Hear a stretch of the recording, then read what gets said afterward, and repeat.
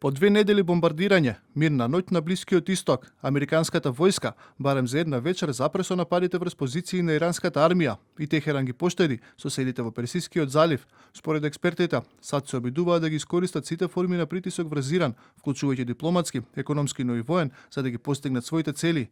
Во војната, која почна на крајот на февруари и 8 неколку неделна пауза, продолжува со насмалено темпо, загинаа повеќе од 3000 жители на Иран, 18 американски војници, 24 луѓе во Израел и уште десетина жители на регионот. Постои еден вид пристап на топло и ладно за да се поттикне желбата на иранците да се стави крај на целата војна. Една ноќ се бомбардирани, следната не се. Тоа представува и вид психолошки притисок врз иранците.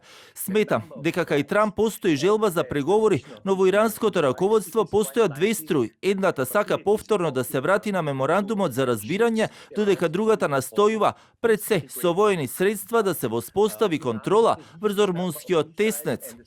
Во меѓувреме, двете завојувани страни продолжуваат со меѓусебните закани.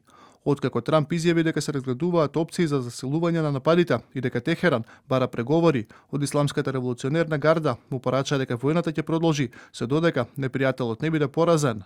Континуираните и прецизни удари на иранските сили ќе продолжат се додека непријателот не биде целосно поразен и додека не биде извршена одмазда за невините деца во Минап и Ламерт. Истовремено со нападите меѓу САД и Иран, уште еден фронт се отвара на Блискиот исток. Воена коалиција предводена од Саудиска Арабија погодила цели во Јемен како одговор на нападот врз брод кој пловел под саудиско знаме.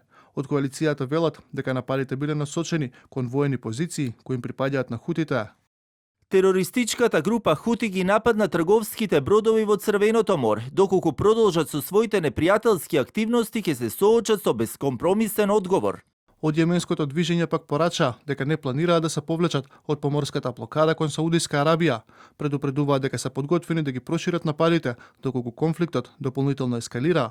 Оваа ескалација на агресија ја потврдува решеноста на саудскиот непријател да продолжи со опасноста на нашиот народ со нарушувањето на суверенитетот на нашата земја, што е неприфатливо. Нашиот слободен, верен и истраен народ ќе му се спротистави со непоколеблива решителност и сила. Израел пак нареди распоредување на дополнителен контингент на војници на западниот брег.